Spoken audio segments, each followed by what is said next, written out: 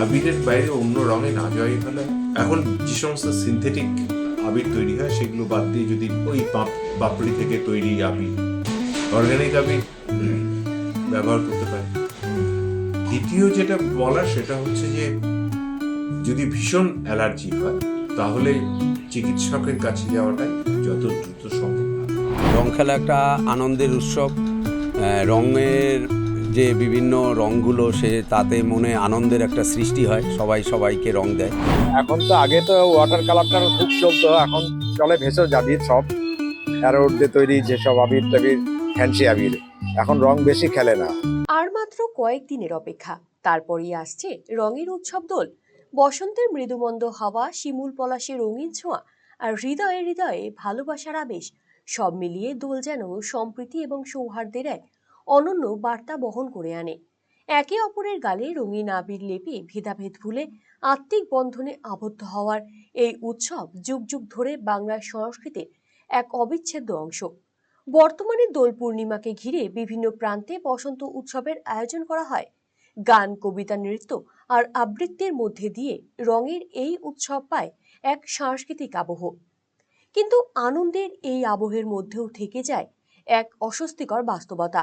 বহু জায়গায় দোলের দিন কিংবা তার পরের দিন রঙের উৎসব কখনো কখনো উচ্ছৃঙ্খলার রূপ নেয়।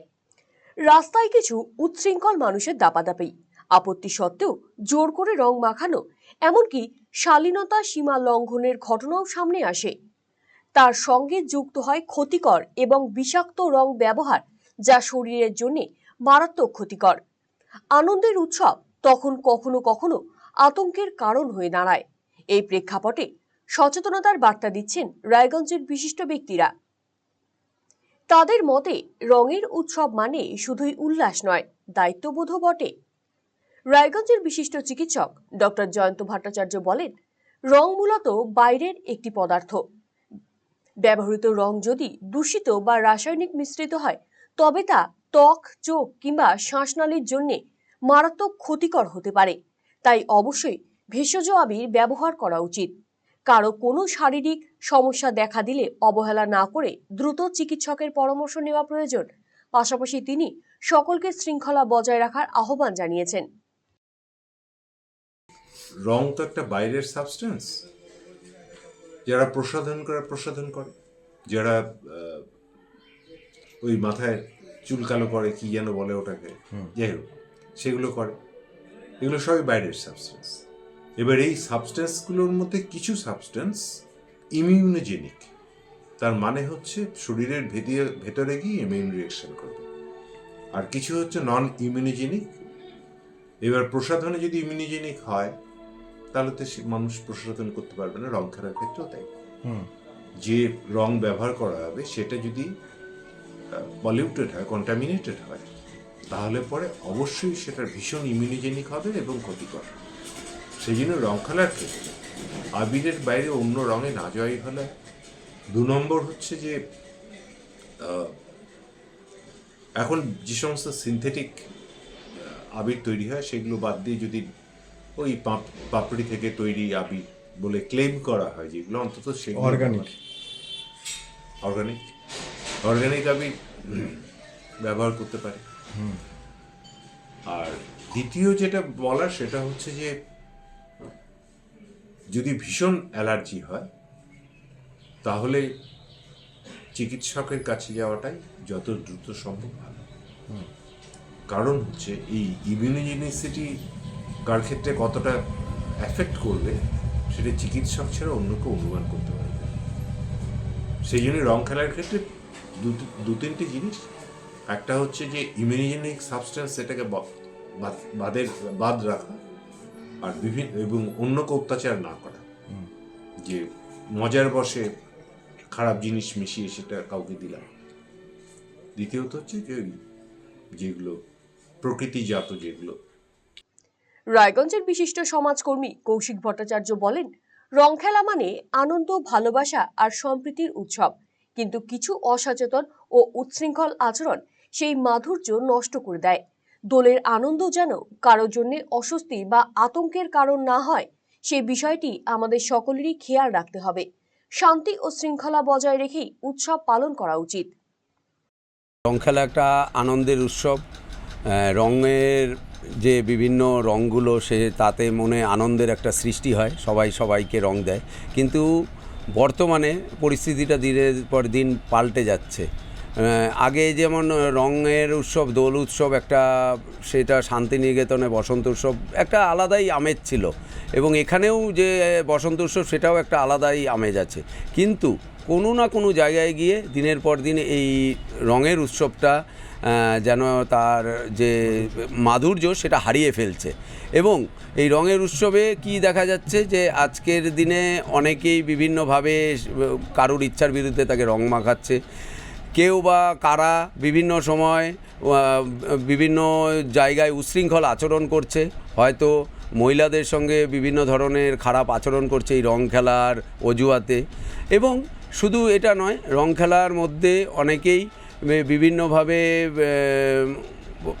বিভিন্ন পানীয় সেবন করছে, যার ফলে সেই সময়টা তার কিন্তু মানে তার অস্থির মনে সে কিছুই সে কী করছে, কিন্তু তার মন কিন্তু তখন অস্থির হয়ে যাচ্ছে। সে তখন তার যা ইচ্ছা তাই করে বেড়াচ্ছে, এবং সেটা যে সমাজের পক্ষে কতটা ক্ষতিকর সেটা সেই মুহূর্তে সে অনুভব করতে পারছে না, কিন্তু বাকিরা কিন্তু দেখছে।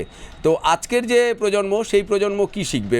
সেই প্রজন্ম যেন এই জায়গায় না পৌঁছায়, সেই জন্য আমি সকলকেই বলবো যে রং খেলার উৎসব তার মাধুর্যকে নিয়ে, দোলের উৎসব, হোলির উৎসবকে নিয়ে আমরা খুব সুশৃঙ্খলভাবে রং খেলবো এবং একে অপরকে রং মাখাবো। অন্যদিকে আবির ব্যবসায়ী শ্যামল কুমার সরকার জানিয়েছেন, একসময় ওয়াটার কালারের চাহিদা বেশি ছিল, কিন্তু এখন মানুষ অনেক বেশি সচেতন। অধিকাংশ ক্রেতাই ভেষজ আবির খুঁজছেন। ব্র্যান্ডেড কোম্পানির ভেষজ আবিরই বিক্রি করছেন তারা, যার দামও সাধারণ মানুষের নাগালের মধ্যেই। আমাদের এখন তো, আগে তো ওয়াটার কালারটার খুব চলতো, এখন চলে ভেষজ আবির সব, অ্যারোড দিয়ে তৈরি যেসব আবির টাবির, ফ্যান্সি আবির। এখন রং বেশি খেলে না, শুকনো ড্রাই আবিরই খেলে। আমরা ভালো ডলিয়া কোম্পানির আবির রাখি, বাঁশুরি, নটখট, এগুলা 15 টাকা প্যাকেট। এগুলো স্কিনের কোনো ক্ষতি করবে না, খসখসা হবে না। আর এমনি যেটা কাগজের বাক্সে আবির বিক্রি হয়, ওগুলো তো সব বস্তার পাথর ডাস্ট দিয়ে তৈরি, ওগুলো খালি ঠাকুরের জন্য 2-1টা করে নেয়। আর সব পাউচ আবিরই বেশি বিক্রি হয়, যেগুলো স্কিনের ক্ষতি করবে না, চোখে গেলে চোখের ক্ষতি হবে না, ভালো আবির বিক্রি করি। লাখ পাওয়ার যেটা আছে আর কি, বাদুর রং যেটা বলে, ওটাও কি আপনারা বিক্রি করছেন? লাখ পাওয়ার ওই বাচ্চারা অনেক সময় বালতির মধ্যে গুলে দেয়, ওটা কম বিক্রি হয়, রং আবিরটাই বেশি বিক্রি। মানে বিশেষ করে ভেষজ আবির কিংবা অর্গানিক আবির পাওয়া যাচ্ছে? ওই অ্যারোড দিয়ে তৈরি, অ্যারোডের আবিরটাই সবচেয়ে ভালো, স্কিনের কোনো ক্ষতি করে না। এই ফুল দিয়ে তৈরি যেসব আবির, না না, হ্যাঁ ওগুলো সীমিত তৈরি হয়, ওগুলো দিয়ে মার্কেট নিয়ন্ত্রণ করা যায় না, অ্যারোডের আবিরটাই চলে। সব মিলিয়ে বার্তাটা স্পষ্ট, দোল হোক রঙিন কিন্তু নিরাপদ। ভালোবাসা, সম্প্রীতি আর সচেতনতার আবেশে দোল উৎসব হয়ে উঠুক আরো রঙিন। বসন্তের এই আনন্দ বার্তা ছড়িয়ে পড়ুক ঘরে ঘরে। RCTV সংবাদ, রায়গঞ্জ। আপনি কিংবা আপনার প্রিয়জনের চিকিৎসার প্রয়োজনে চিকিৎসককে দেখাতে চাইছেন? তাহলে আজই যোগাযোগ করুন রায়গঞ্জের নির্ভরযোগ্য চিকিৎসা প্রতিষ্ঠান নিউ বেঙ্গল মেডিকেলে। স্বাস্থ্যকর পরিবেশে শহরের বুকে সেরা পরিষেবা পেতে নিউ বেঙ্গল মেডিকেল আপনার পাশে রয়েছে সবসময়। প্রথম শ্রেণীর ঔষধ সম্ভারের পাশাপাশি এখানে রয়েছে অস্থি সমস্যা সমাধানের নানা সরঞ্জাম।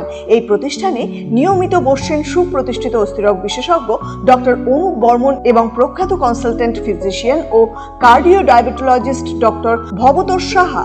বিস্তারিত জানতে আজই যোগাযোগ করুন new Bengal medical, Satsang road, Ukilpara, Raiganj, Uttar Dinajpur. যোগাযোগ 9382968820। রায়গঞ্জবাসীদের জন্য সুখবর, যারা দীর্ঘদিন ধরে জয়েন্টের ব্যথা ও হাড়ের সমস্যায় ভুগছেন তাদের জন্য রায়গঞ্জ দিশারিতে আসছেন আরএন-টেগোর হাসপাতালের জয়েন্ট রিপ্লেসমেন্টে ভারত বিখ্যাত অস্থিরোগ বিশেষজ্ঞ doctor Barun Dutta, MD, DNB।